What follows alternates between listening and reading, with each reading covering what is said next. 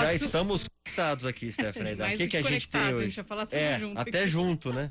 É muita emoção. Eu queria falar que a surpresa que eu falei não vai acontecer hoje, tá? Fica para um outro dia. A gente tava com uma visita canina aqui na Rádio CBN Campinas, mas ela teve aí um imprevisto, precisou ir embora.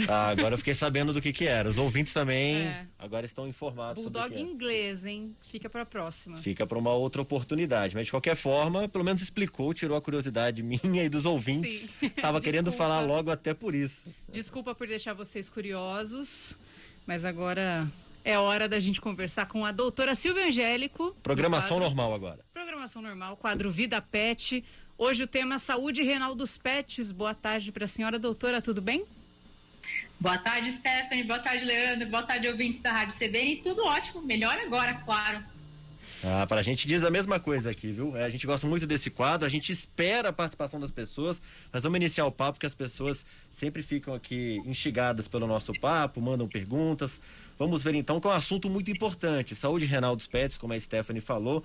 E doutora, para começar o nosso papo, me parece ser muito comum, né, a insuficiência renal nos pets, principalmente nos gatos, mas também nos cães mais velhinhos. Isso é uma impressão minha, é um mito, é uma verdade? O que a gente pode falar a respeito disso? Vamos lá, Leandro. Bom, a insuficiência renal, que na verdade nós veterinários chamamos de doença renal crônica, ela é uma das enfermidades crônicas mais frequentes mesmo, especialmente como você comentou, em animais mais velhinhos, mais idosos. Isso acaba acontecendo porque os animais, em relação a nós, eles têm menos néfrons, né, que são as células dos rins. Principalmente os gatos, eles têm menos néfrons ainda do que os cães. Então, o desgaste com o envelhecimento, com o passar da idade, acaba sendo muito mais avassalador. Mas, embora seja muito, muito mais comum as alterações renais crônicas em animais idosos, Leandro, pasme você que, infelizmente, elas podem acometer animais jovens também. Eu tenho alguns pacientes, não são nem tão poucos, que foram diagnosticados antes de 1 ano de idade, tanto cães quanto gatos, com alterações renais que foram ou congênitas, ou seja, esses animais nasceram assim, com defeitinho no rim, ou desenvolveram um problema renal em decorrência de alguma infecção ou de alguma toxicidade. Doutora, que doenças podem afetar os rins? Que sinais o tutor deve estar atento para suspeitar de alguma alteração renal no bichinho? Legal, Stephanie. Bom, os rins dos pets, eles podem ser acometidos pelos mesmos males que os nossos rins. Então, por exemplo, deposição de minerais, levando à criação e formação de cálculos, né, no rim. Você tem também os cistos renais, que nada são do que uma perda de tecido formando como se fosse uma bolinha de água dentro do tecido renal. O animal pode ser acometido por uma insuficiência renal aguda, que seria quando ele, por exemplo, tem uma leptospirose, aquela doença transmitida pela bactéria que está na urina do rato, ou se ele entra em contato com alguma substância muito tóxica, ou tenha uma reação a alguma medicação. Pode ser também existe um verme que pode morar dentro do rim dos animais, isso é muito particular dos pets. O câncer no rim também pode acontecer. Os problemas por obstrução do fluxo urinário, ou seja, a urina não conseguir escoar do rim em direção à bexiga e acabar voltando para o rim, né? Então, tudo isso pode acontecer.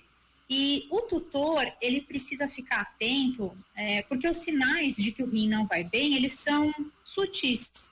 Não é nada tão marcante. Então, pode ser que o animal simplesmente não tenha um apetite tão previsível, que esse animal comece a vomitar, que a urina fique muito diluída, parecendo água, ou que esse animal comece a errar o lugar do xixi. Então, ao desconfiar, né, ao observar esses sintomas, tem que procurar o veterinário, que vai fazer uma série de exames, né? Ele vai pedir os clássicos: ureia, creatinina, fósforo, ultrassonografia, exame de urina, para investigar o que pode estar acontecendo. Doutora, numa outra oportunidade eu já te fiz uma pergunta bem parecida com essa, se não a mesma pergunta, né? Sobre os sachês, né, dos gatos, que eles adoram e tudo mais, mas dizem ter muito sódio e pode causar pedra nos rins. É verdade ou é mentira? Olha, eu diria, Stephanie, que os sachês até uns, 15 anos atrás não eram, em geral, a melhor opção de dieta, tanto para cães quanto para gatos. Mas, desde então, nós passamos a ter excelentes expoentes de dietas comerciais para cães e gatos em forma úmida, patê, sachê, etc. Né? E muitos desses produtos são alguns dos melhores dietas comerciais que a gente tem atualmente no mercado. Então, não tem um excesso de gordura, não tem um excesso de sódio, e essa água presente nesse alimento úmido faz um bem danado para a saúde renal e urinária dos nossos pets, principalmente para os gatos.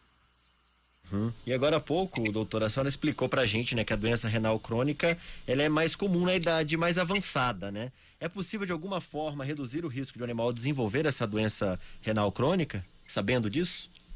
Olha, existem, claro, fatores genéticos, existem algumas raças, tanto de cães quanto de gatos, que são mais predispostas a desenvolver problemas renais. Por exemplo, o gato persa tem uma doença renal que é muito comum nessa raça. Os cães, por exemplo, da raça Yorkshire Terrier, Schnauzer, Shih Tzu, com frequência tem questões renais.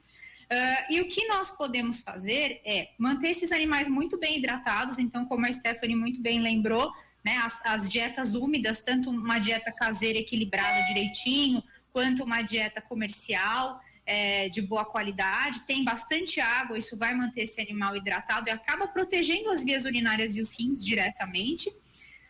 Também sempre nunca utilizar medicação sem orientação e acompanhamento do médico veterinário, porque muitas medicações são nefrotóxicas, ou seja, podem condenar os rins precocemente. E um cuidado que cabe inteiramente aos tutores, o cuidado da boquinha, né? A escovação frequente dos dentes, que nós já abordamos em um outro quadro lá atrás.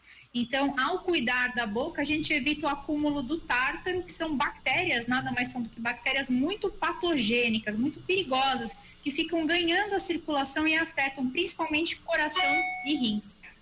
Adorei o termo boquinha, doutora. Tive um ataque de fofura aqui, fora do ar. Mas conta pra gente, a doença renal crônica, ela tem cura? O que a gente pode fazer? Olha, cura não tem, Stephanie. Se a gente conseguisse fazer uma substituição do rim, né, fazer um transplante, nem assim teria uma cura, porque a gente sabe que o transplante vence, né? Mas teria um bom tempo aí que o animal teria para desfrutar de um órgão novo, vamos dizer assim, né? Mas não é uma realidade ainda na medicina veterinária do Brasil. Então, o que nós fazemos aqui é tentar diagnosticar o mais cedo possível a alteração renal.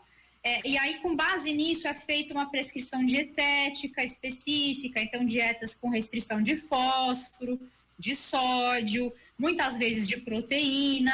Dependendo do estágio, para o animal se sentir melhor, a gente faz um sorinho subcutâneo ou na veia, a depender do posicionamento, obviamente, do veterinário. Medicamentos diversos, aí medicinas tanto complementares quanto tradicionais podem ajudar bastante. E assim o animal vai indo. O que eu vejo, Stephanie, é que não é uma doença que tem um prognóstico terrível, né? Se a gente pega lá no começo, o animal pode ter anos de vida com qualidade. Eu mesma tive uma cachorrinha que faleceu no ano passado, uma salsichinha, que viveu até os quase 17 anos e ela conviveu 3 anos com a doença e não foi a óbito por causa do problema renal. Ela teve uma complicação neurológica, que não teve nada a ver com o rim. Então, se pegar no comecinho, o prognóstico não é tão tenebroso e o animal pode desfrutar de um tempo de vida bom. Entendido. E a hora que a senhora citou aqui a salsichinha, de novo, a Stephanie fez aquela cara de... Foi triste dessa vez, né? Na vez da boquinha eu fiquei animada, mas dessa vez que... Eu tenho uma amiga que perdeu uma salsichinha há pouco tempo e era já idosa também, então eu lembrei e fiquei chateada. Doutora, resumindo pra gente aqui, algum recado final pro tutor, alguma coisa que a senhora vai colocar também nas suas redes sociais? Vamos lá, olha... Comentando um pouco a respeito da questão dos dentes que eu estava falando agora há pouco, né, Leandro? Eu acabei de colocar no meu Instagram do Cachorro Verde, né? Então entrem lá, pessoal, @Cachorro Verde, um post em que eu gravei um videozinho explicando como escovar os dentes dos gatos, porque dos cães todo mundo meio que já sabe, né? Apesar de também ter um pouco de preguiça ou dificuldade para fazer, às vezes o animal não deixa, mas do gato é especialmente interessante e curioso, né? E aí tem um videozinho meu ensinando lá como acostumar o seu gato com esse cuidado que é tão importante. Entrem lá no Instagram do Cachorro Verde. Farei isso com certeza, doutora. Antes da gente se despedir, só quero tirar aqui uma curiosidade rapidinha, né? Já que a gente mencionou sua salsichinha, mencionei a da minha amiga também, como é na rotina do veterinário se despedir dos animaizinhos, assim? Vocês ficam também mexidos, igual os donos? Olha, a gente sofre muito, Stephanie, é um apego. Agora mesmo eu estava passeando, recebi um WhatsApp de uma cliente que eu adoro de paixão, que acabou de perder a cachorrinha dela, uma bichon frisé. E aí comecei a chorar na rua, porque pra gente que cuida, é como se fosse um pouquinho nosso também. É como se nós tivéssemos centenas, talvez milhares de cachorros e de gatos que a gente cuida e que a gente se apaixona, né, em alguma medida. Então é sempre doloroso a gente fazer essa despedida. Não raro eu ligo para os clientes para comentar e fica as duas pessoas chorando no telefone. É assim. Mas faz parte, né, da profissão e da vida, né? Faz parte. É isso. Obrigado por dividir isso com a gente, doutora. Muito obrigado por todas essas informações, como sempre, tirando aqui as nossas dúvidas. Um assunto muito importante como esse, né? Para tutores de cães mais idosos ou não, de gatos também. Muito obrigado, boa tarde, até semana que vem. Obrigada, pessoal. Foi um prazer como sempre. E Stephanie, nossas duas salsichinhas estão brincando no céu. Com certeza.